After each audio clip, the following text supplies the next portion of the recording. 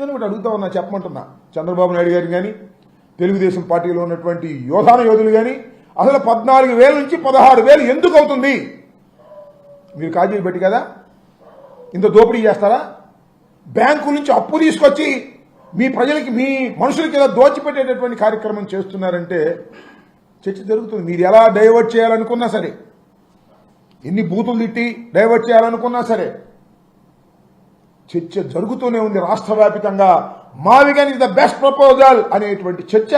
దాని నుంచి మీరు పక్కకు మరలించడానికి మీరు ఏ ప్రయత్నం చేసినా కూడా అది జరగనటువంటి విషయం అనే విషయాన్ని కూడా ఈ సందర్భంగా మీరు గుర్తుపెట్టుకోవాలని కూడా ఈ సందర్భంగా నేను చెప్పదలుచుకున్నాను. దీనికి ఇప్పటికైనా చంద్రబాబు నాయుడు గారు, ఆయన తాబేదారులు సమాధానం చెప్పాలి. దోపిడీ లేదని నిరూపించాలి. చాలా క్లియర్గా అర్థమైపోతుంది ఎవరికైనా సరే.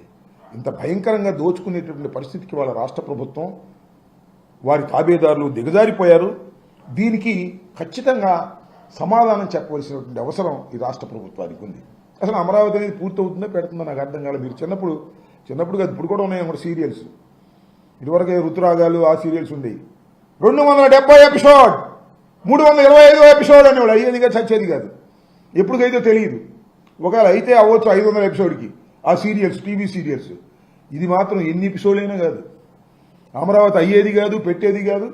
ఆ స్థలం సరైంది కాదు, ఆ నిర్ణయం సరైంది కాదు. అర్థమైపోయింది 12 సంవత్సరాల్లోనే ఆ నిర్ణయం సరైంది కాదు అని ప్రజలకు చాలా క్లియర్గా అర్థమైపోయింది. ఇవాళ మావిగనే సరైనటువంటి ప్రపోజల్ అనేటువంటి పద్ధతుల్లో ఇవాళ ముందుకు సాగుతూ ఉంటే చంద్రబాబు నాయుడు గారు ఏదో ఒక విధంగా దీన్ని డైవర్ట్ చేసి దీనిలో ఏదో లబ్ధి పొందాలనేటువంటి ప్రయత్నం చేస్తున్నారు. దీన్ని ఖచ్చితంగా ప్రజలు గమనిస్తున్నారు. చంద్రబాబు నాయుడు గారు ఎన్ని డైవర్షన్లు చేసినా జగన్మోహన్ రెడ్డి గారిని వ్యక్తిత్వ హననం చేసే కార్యక్రమం చేస్తున్నారు, బూతులు తిట్టే కార్యక్రమం చేస్తున్నారు. ఆయనకి చాలా ఛానల్స్ ఉన్నాయి, వేయించారు శాటిలైట్ ఛానల్స్. అవి కాకుండా యూట్యూబ్ ఛానల్స్ పెట్టుకున్నారు. కొన్ని లోకేష్ గారు కొన్నాడంట, వేల సంఖ్యలో యూట్యూబ్ ఛానల్స్ పేజీలు కొని దానిలో మావిగన్ అంటే బూత్ మాట, మావిగన్ అంటే బూత్ మాట అని ట్రోల్ చేశారు. రివర్స్ ట్రోల్ అయింది. ఇవాళ అమరావతి ఒక పెద్ద బూతు. అమరావతి అనేది సాధ్యమయ్యేటటువంటి పరిస్థితుల్లో లేదు అనేది చాలా స్పష్టంగా అయిపోయిన తర్వాత ఇవాళ ప్రజలు చర్చించుకుంటున్నారు. తిరగబడేటటువంటి పరిస్థితుల్లో కూడా ఇవాళ ఉన్నారు అనే విషయాన్ని గమనించాలని ఈ సందర్భంగా చెప్పదలుచుకున్నాను. మావిగన్ ఇస్ ద బెస్ట్ ప్రపోజల్.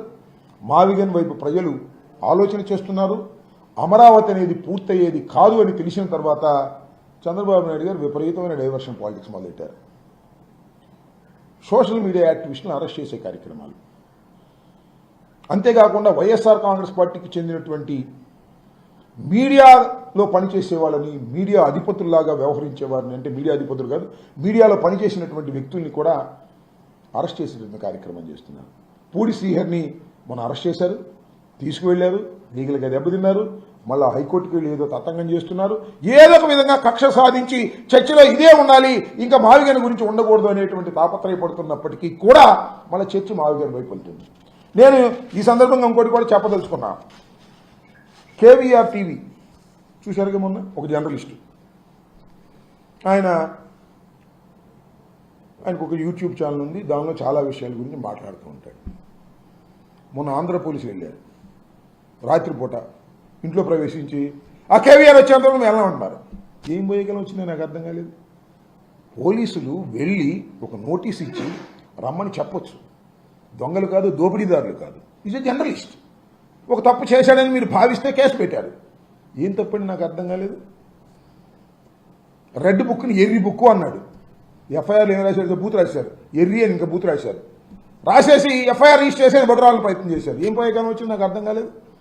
అంటే జర్నలిస్టుల మీద, రాజకీయ నాయకుల మీద పోలీసుల్ని ఉపయోగించాలనేటువంటి పరిస్థితిలోకి ఇవాళ చంద్రబాబు నాయుడు గారు దిగజారిపోయారు. నేను చెప్తా ఉన్నా, పోలీసు వారికి కూడా చెప్తున్నాయా, మీరేదో అధికారులు చెప్పారని, మీ పై అధికారులు చెప్పారు, మీరు వెళ్తే ఇరుక్కుపోతారు.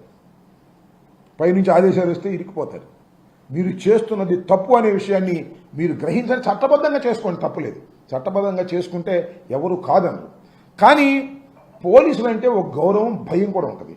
ఎందుకంటే చట్ట ప్రకారం వ్యవహరించేటటువంటి వ్యక్తులని మీరు చట్ట ప్రకారం వ్యవహరించట్లేదని తెలిసిందా ప్రజలు తిరగబడతారు. గుర్తుపెట్టుకోమని మనం చేస్తున్నాం.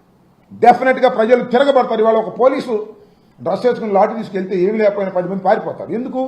చట్ట ప్రకారంగా వ్యవహరించేటటువంటి బాధ్యత కలిగిన వ్యక్తి పోలీసు అని.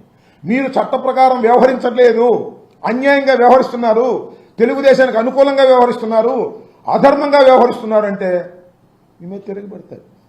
దానిలో ఏ విధమైన సందేహం లేదు. అలాంటి పరిస్థితి రాష్ట్రంలో తెచ్చుకోవద్దని కూడా ఈ సందర్భంగా నేను మనవి చేస్తున్నా. ఇది లోయర్ ఆఫీసర్లు కాదు, హయ్యర్ ఆఫీసర్స్, లోయర్ ఆఫీసర్స్ను పంపించి వాళ్ళని ఇబ్బంది పెట్టేటటువంటి కార్యక్రమం, మమ్మల్ని ఇబ్బంది పెట్టే కార్యక్రమం చేస్తే చూస్తూ సహిస్తూ ఊరుకునే ప్రశ్న ఉద్భవించదని కూడా ఈ సందర్భంగా నేను చెప్పదలుచుకున్నాను. అంతేకాదు చంద్రబాబు నాయుడు గారు రాజకీయాలు ఎలా తయారయ్యాయంటే హైబ్రిడ్ పాలిటిక్స్, అనైతికమైన పాలిటిక్స్. మీరు చూశారుగా, చంద్రబాబు నాయుడు గారు భారతీయ జనతా పార్టీలో ఇవాళ ఉన్నాడు, సపోర్టర్గా ఉన్నాడు, భారతీయ జనతా పార్టీ స్నేహంతోనే గెలిచాడు, ఎన్డీఏతో ఉన్నాడు. ఢిల్లీ వెళ్తారండి, ఎన్డీఏతో ఉంటారు, కాంగ్రెస్తో డిన్నర్లకు వెళ్తారు, రేవంత్ రెడ్డితో డిన్నర్లకు వెళ్తారు, రేవంత్ రెడ్డితో చట్టాపట్టాలు వేసి తిరుగుతారు, కాంగ్రెస్లో ముఖ్యమంత్రి అయినటువంటి ఆయనతో మంత్రాలు జరుపుతారు. ఏమిటి ఊసరవేలు రాజకీయాలు, హైబ్రిడ్ రాజకీయాలు? నాకు అర్థం కాలే. ఇవాళ కొత్త ఏం కాదు చంద్రబాబు నాయుడు గారు, ఎప్పుడు ఇదే పని. ఊసరవెల్లి రాజకీయాలు చేసేటటువంటి దుర్మార్గమైనటువంటి వ్యక్తిగా చంద్రబాబు నాయుడు గారిని మనం ఇప్పుడు గమనించాం, ఇప్పుడు గమనిస్తున్నాం అనే విషయాన్ని కూడా గుర్తుపెట్టుకోవాలి. ఇలాంటి ఊసరవెల్లి రాజకీయాలు ప్రజలు గమనించాలని, ఇలాంటి పూర్తిగానే అమరావతి దోపిడీకి పరిమితమైపోయే అమరావతిని కూడా ప్రజలు గమనిస్తున్నారు, చర్చిస్తున్నారు. మావిగానే సరైనటువంటి ప్రతిపాదన అనేటువంటి పద్ధతుల్లో ఇవాళ చేస్తున్నారు. ఇవాళ 2 లక్షల కోట్లు పెట్టి అమరావతిలో అప్పు తీసుకొచ్చేస్తుంటే ఆరోగ్యశ్రీ సంక్రాంతిపోయింది, దానికే డబ్బులు కేటాయించట్లా, వ్యవసాయానికి కేటాయించట్లా, విద్య కేటాయించట్లా, అమరావతి తప్ప ఏమీ లేదు రాష్ట్రంలో అనేటువంటి పద్ధతుల్లో వ్యవహరిస్తున్నారు.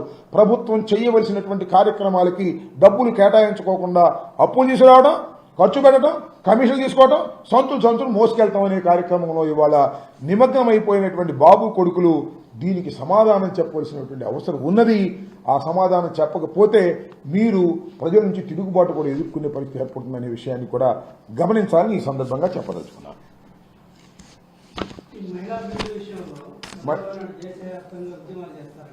దేశవ్యాప్తంగా మహిళా బిల్లు మీద దేశవ్యాప్తంగా ఉద్యమం చేస్తాడు, ఈనాడు ఆంధ్రలో రాంచుకుంటాడు, రాష్ట్రంగానే రేవంత్ రెడ్డితో వెళ్తాడు. అంటే మహిళా బిల్లుకు వ్యతిరేకంగా ఓటు వేశారని చెప్పబడిన కాంగ్రెస్ వారితో చక్కగా పెళ్ళేం అక్కడ చేసుకుంటాడు, సంసారం ఎక్కడ చేస్తాడు, ఏం నాకు అర్థం కాదా. దీనికి సమాధానం చెప్పమనండి. మహిళా బిల్లు కోసం దేశవ్యాప్తంగా తిరుగుతాడు, ఈనాడులోను, ఆంధ్రజ్యోతిలోను, TV5లోను, ఈటీవీలోను, లేకపోతే ఏబిఎన్లోను అద్భుతంగా మెయిన్ హెడ్డింగ్స్ చెప్పుకుంటారు. తమిళనాడు వెళ్ళి కూడా ప్రచారం చేస్తాడు, ఎన్డీఏకి అని చెప్తాడు. ఇక్కడేమో వెళ్ళి ఈయనతో మాట్లాడతాడు, ఎవరు, రేవంత్ రెడ్డి గారితో. రేవంత్ రెడ్డి గారు చెప్తే మన రాయలసీమ ఎత్తిపోతల పథకాన్ని కూడా ఆపేస్తాడు. ఇది నేను చెప్పిన మాట కాదు, మేము ఆరోపిస్తున్న మాట కాదు. ఖచ్చితంగా రేవంత్ రెడ్డి గారే ఆన్ రికార్డు చెప్పాడు శాసనసభలో. నేను చెప్పబట్టానండి, రాయలసీమ ఎత్తిపోతల పథకం ఆపేశాం, చంద్రబాబు నాయుడు గారితో చెప్పి ఆపించానని ఆయన మీసం నిలేశాడు. ఏం చేయాలి దీనికి నాకు అర్థం కాదా. రేవంత్ రెడ్డి చెప్తేనేమో రాష్ట్రంలో పనికొచ్చేటటువంటి ప్రాజెక్టులను, నీటి ప్రాజెక్టులను ఆపేస్తాడు, మహిళా బిల్లు కోసమేమో ఓటేస్తాడు.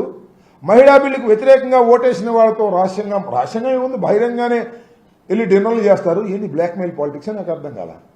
దేశవ్యాప్తంగా తిరగడం ఎందుకు? రేవంత్ రెడ్డితో చెప్తే పోయేది కదా. దేశవ్యాప్తంగా తిరిగి మహిళా బిల్లుకి అనుకూలంగా నేను ప్రచారం చేస్తాను డప్పాలు కొడతాడు, మళ్ళీ ఏదన్నా డీల్ చెడితే మహిళా బిల్లుకు వ్యతిరేకంగా కూడా మాట్లాడతాడు. చంద్రబాబు నాయుడు గారు హైబ్రిడ్ పాలిటిక్స్, అదేవిధంగా ఊసరవెల్లి పాలిటిక్స్ ఆడటం అనేది కొత్త ఏమీ కాదు. మరింతగా ముదిరిపోయి వాళ్ళు ఆడుతున్నారనే విషయాన్ని రాష్ట్ర ప్రజానీకం, దేశ ప్రజానీకం తెలుసుకోవాల్సిన అవసరం ఉందని ఈ సందర్భంగా చెప్పదలుచుకున్నాను. ఇంకా ఓకే.